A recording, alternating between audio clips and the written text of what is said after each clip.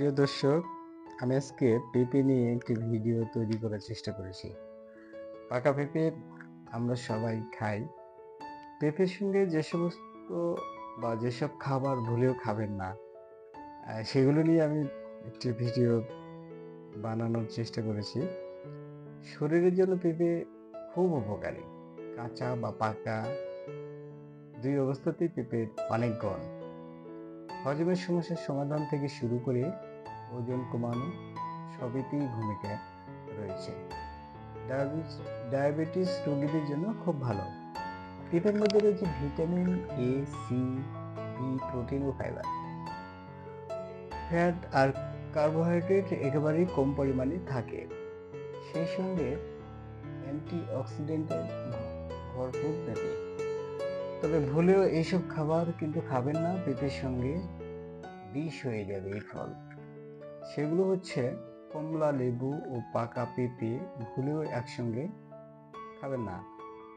শরীরের জন্য একসঙ্গে এই ২ ফল বিষ এ পরিণত হয়, ভয়ানক ক্ষতি হবে। এমনকি কিউই কিংবা পেঁপের সঙ্গে খাবেন না, না হলে এইসব খাবারে বিষক্রিয়ার ফল মারাত্মক হতে পারে। পেঁপের সঙ্গে কখনোই পাতিলেবুর রস মিশিয়ে খাবেন না। কাঁচা হোক বা পাকা পেঁপে সালাদে বা এমনিতেই পাতিলেবুর রস মিশিয়ে বেশি টেস্টি করতে চাইবেন না। লেবু দিলেই পেঁপে বিষ হয়ে যায়। শরীরের হিমোগ্লোবিনের মাত্রা কমিয়ে দেয়, পেটে ভয়ানক অসুখ করে। টমেটো আর পেঁপে একসঙ্গে খেলেই সেটা বিষে পরিণত হয়ে যায়। রান্নার সময় খেয়াল রাখতে হবে কাঁচা পেঁপের সঙ্গে যেন টমেটো দিয়ে রান্না না করেন।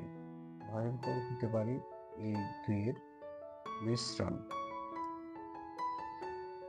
আর দই আর পেঁপে একসঙ্গে কখনোই খাবেন না।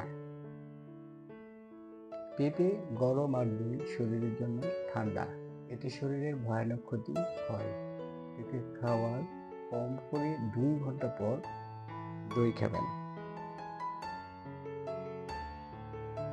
ধন্যবাদ আপনাদের সবাইকে। আমার এই ভিডিওটি কেমন লেগেছে বা কেমন হয়েছে এই বিষয়ে সুপরামর্শ দেবেন। আর এ বিষয়ে আমাকে ভিডিও তৈরি করতে আরো অনুপ্রাণিত করবেন। আপনাদের সবাইকে ধন্যবাদ।